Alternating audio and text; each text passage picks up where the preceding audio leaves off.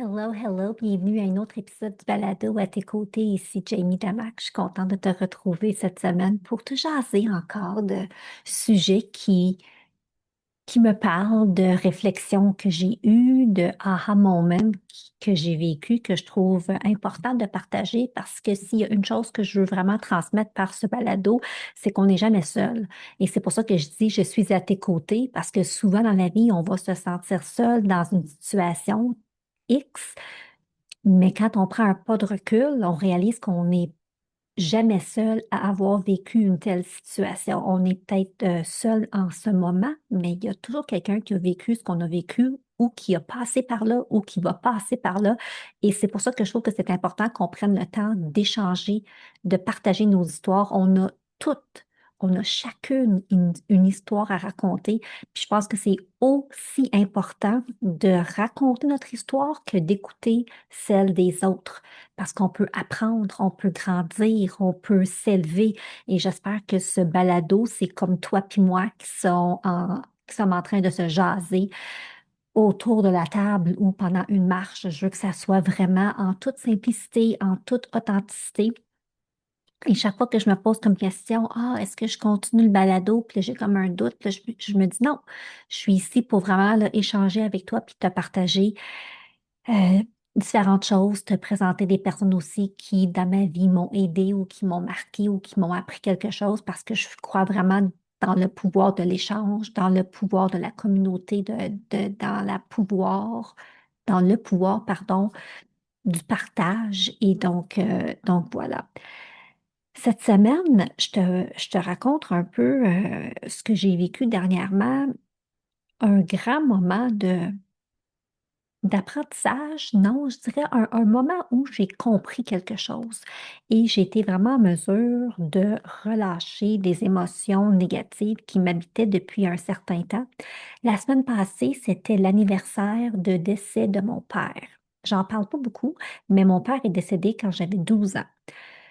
Quand je pense à cette journée qui y a eu lieu la semaine passée, il y a 34 ans maintenant, parce que j'en ai 46. Du moment où j'ai appris qu'il était décédé, c'était un jeudi après-midi, je me souviens de chaque instant de cette journée dans ma tête, même si j'avais 12 ans. Je me souviens où j'étais quand j'ai appris la nouvelle.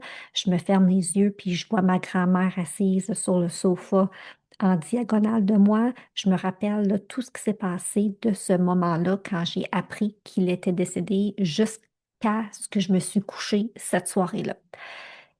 Et il y a quelques années, quand c'était son anniversaire de décès, je me suis rendu compte le lendemain, donc le 29, quand j'ai comme vu le 29 dans mon calendrier, j'ai comme fait, oh, je peux pas croire que j'ai complètement oublié que hier, c'était l'anniversaire de décès de mon père. Puis sur le coup, je me sentais vraiment envahie là, par des émotions telles la culpabilité, puis j'avais la honte aussi qui habitait en dedans de moi, puis je pouvais pas croire, concevoir que j'avais oublié cette journée-là. Puis moi, j'ai quand même grandi avec des gens autour de moi pour qui c'est important de souligner la date d'anniversaire de décès. Puis je te dirais que l'exemple numéro un dans ma vie, c'est ma mère. Ma mère, elle se rappelle des anniversaires de décès de tous les gens proches, tu sais, ses parents, mon père. Ma mère, elle s'est remariée par la suite, puis lui aussi est décédé quand j'étais enceinte de moi, ma pauvre mère. Anyway, ça, c'est une autre histoire pour un autre moment. Mais elle, pour elle, c'est comme important. Elle va à la cimetière, elle va porter des fleurs. C'est dans son processus de deuil. Mais veux pas, j'ai comme vraiment connu cette façon-là de faire seulement. Puis ça m'a toujours un peu dérangée personnellement parce que moi, je m'attachais pas autant à ça qu'elle. Moi, aller à la cimetière, c'est pas une activité que j'ai besoin de faire pour moi. Et la semaine passée, je marchais, puis je pensais justement, là, le 27, je m'étais rappelé, demain c'est le 28, tu sais, puis je contemplais tout ça dans ma tête pendant que je marchais. Puis là, ça m'a frappé. Puis là, c'est comme si j'ai compris, il n'y a pas juste une façon de faire, il n'y a pas juste une façon de vivre un deuil, il n'y a pas juste un moule. Et moi, je pensais que je devais me forcer à entrer dans le moule où on doit penser à la personne quand c'est la date d'anniversaire qui revient, il faut faire quelque chose. Je pensais que c'était ça le moule, mais c'est pas le moule. Il y en a plein de moules. Puis c'est vraiment à nous de voir quel moule est le mieux pour nous, là où on est rendu dans notre vie. Parce que présentement, pour moi, je, je vis mon deuil d'une certaine façon, mais qui dit que dans 10 ans, ça ne sera pas différent? Puis il y a 20 ans, c'était pas pareil non plus. Donc, je pense qu'on doit se donner de la grâce et être capable de se dire, OK, non, il n'y a pas de moule, il n'y en a pas juste un. Soit qu'on rentre dans un moule existant qui nous fait du bien, ou on crée notre propre moule si on constate que ce que l'on connaît ne nous rejoint pas. Puis c'est correct parce qu'on est toutes différentes, puis on a tous besoin de vivre notre deuil à notre façon. Puis pour moi, sérieusement, cette journée-là, m'en souvenir, ça m'apaise pas. J'aime pas ce que j'ai vécu cette journée-là. Alors pourquoi que je devrais me forcer à le revivre? J'ai pas de besoin de le revivre. Ça fait assez de fois que je le revis. Puis c'est pas ça non plus, tu sais. Pour moi, mon père, c'est autre chose que la journée où il nous a quittés. Mon père, pour moi, c'est quand je suis dans un restaurant ou je suis dans une épicerie fine ou dans un endroit où on conçoit là, des baklava fait maison, ben là, je pense à mon père. Parce que mon père était chef cuisinier. Mon père était un grand chef cuisinier qui a travaillé dans des grands hôtels, des grands restaurants. Et une de ses particularités, c'est qu'il était un expert en pâtisserie. Donc oui, c'était un chef qui cuisinait toutes sortes de repas et de mets, mais une de ses spécialités, c'était de la pâtisserie. Il avait étudié comment faire de la pâtisserie en France. Et ces baklava, là, oh my gosh! C'est comme, écoute, là, ça fait 34 ans, il est décédé, puis je suis encore marquée par ces baklava, tellement c'était bon. Puis je me rappellerai toujours, une fois que, quelques semaines après son décès, on a réalisé que dans le congélateur, il restait un gros pan en français, c'est quoi? Un gros plat de baklava au congélateur. Puis là, on s'est dit, oh my gosh, c'est quand qu'on va manger ça? Qu'est-ce qu'on va faire? Et là, on avait attendu un petit peu. Et là, par une journée, on l'a sorti. Puis mes grands-parents sont venus. Puis ma tante puis mon oncle sont venus. Puis on regardait ça. Puis on se dit, ben, ça va être la dernière fois qu'on va manger ces baklava. Puis on les a dégustés. Puis c'était phénoménal. Et donc, ce sont des moments comme ça qui me font penser à lui.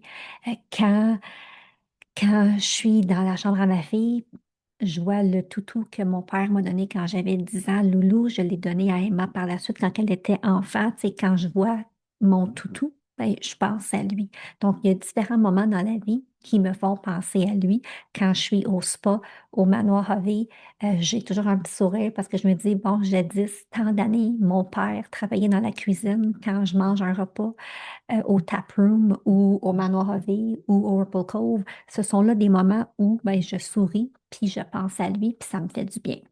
Alors, je voulais t'en parler aujourd'hui parce que peut-être que toi aussi, tu rentres pas dans le moule que tu essaies de rentrer dedans, puis je veux dire que c'est bien correct. Puis, donnons-nous la permission de break free, de lâcher prise, de laisser aller, de se pardonner aussi de culpabilité puis de honte qu'on a fait en dedans, nous, qu'on ne devrait pas avoir. On ne devrait pas avoir honte, ni être coupable, ni se sentir coupable pour une façon d'être qui nous rejoint nous, mais qui ne rejoint pas, peut-être pas quelqu'un d'autre. Je pense que c'est important d'avoir du respect. Respect pour comment les autres choisissent d'agir et de gérer leur deuil et un respect pour soi sur comment nous, on veut gérer ça et vivre ça. Et c'est pas parce que je le vis d'une certaine façon aujourd'hui que ça doit demeurer. J'ai le droit de changer d'idée. J'ai le droit d'évoluer. J'ai le droit d'avoir de nouveaux besoins. Et donc, c'est vraiment le message que je voulais vraiment transmettre aujourd'hui. Puis, tu sais, moi, je m'apaise en me disant, je sais que j'étais aimée. Puis moi, je reste avec ça. Parce que ça, c'est important de savoir, j'étais aimée. Peu importe sa vie, puis peu importe les choses qu'il a faites pour lesquelles je suis peut-être pas d'accord. Puis oui, ça fait des années que je ne l'ai pas vu, puis il n'a pas été dans ma vie, mais une chose est claire comme de l'eau en ce qui me concerne moi, j'étais aimer. Alors moi, je m'accroche à ça, je m'accroche à mes souvenirs et puis je me permets de laisser aller ce que j'ai pas envie de revivre, ce que j'ai pas envie de penser. Puis si jamais, dans les années à venir, ça se pourrait que je me réveille un matin, puis qu'on est le 29 mai, puis que je fasse Oh my gosh, ben ce sera ça. Oh my gosh. Puis c'est correct, puis tant pis. Mais c'est terminer la culpabilité, c'est terminer la honte, parce que c'est pas comment j'agis une telle journée qui impacte qui je suis ou comment je vis quelque chose.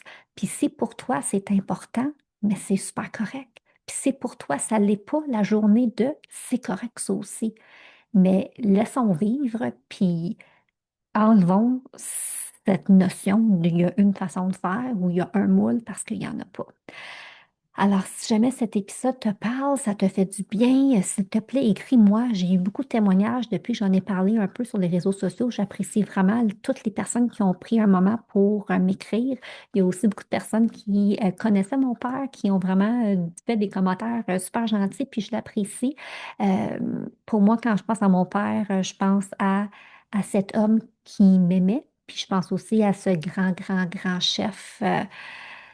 Qu'il était talentueux et je sais qu'il y a beaucoup de gens qui ont pu profiter de son talent et se régaler à plusieurs reprises. Puis ça, ben, ça me fait vraiment très, très chaud au cœur.